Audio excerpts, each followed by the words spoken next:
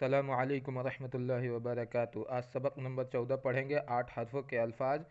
पहले हम लोग 7 हर्फ तक पढ़े थे कि 7 हर्फ मिलकर किस तरीके से अल्फाज बनते हैं। आज 8 हर्फ वाले पढ़ेंगे। बिस्मिल्लाहिर्रहमानिर्रहीम। ये पार्ट नंबर 22 है। हिंदुस्तान। तहसीलदार। तहसीलदार मतलब जो मुखिया होता है, जो एथी का सामान को इकट्ठा करता है, वसूल करता है, उसको तहसीलदार कहते हैं। ईमानदार।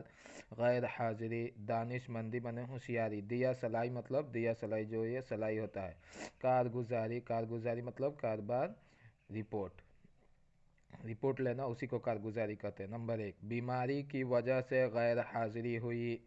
आज की गैर हाजिरी माफ़ फरमाई जाए। हिंदुस्तान में दिया सलाई का कारखाना है, यानी इसका मतलब हिंदुस्तान में हम लोग दिया सलाई का कारखाना रखे हुए हैं।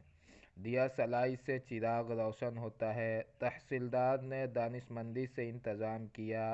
कारगुजारी करेगा वो तरक्की पाएगा, मतलब रिपोर्ट को सही तरीके से बनाएगा और ईमानदारी से निभाएगा वो तरक्की पाएगा।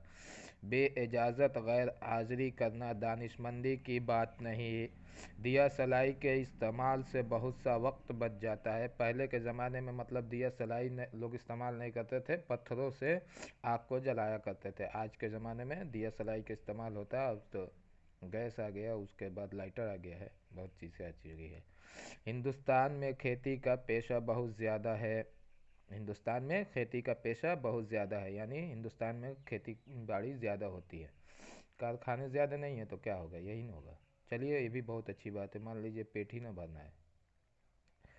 आखिर दावाना अनिल हम्दुलिल्लाहि रब्बिल आलमीन।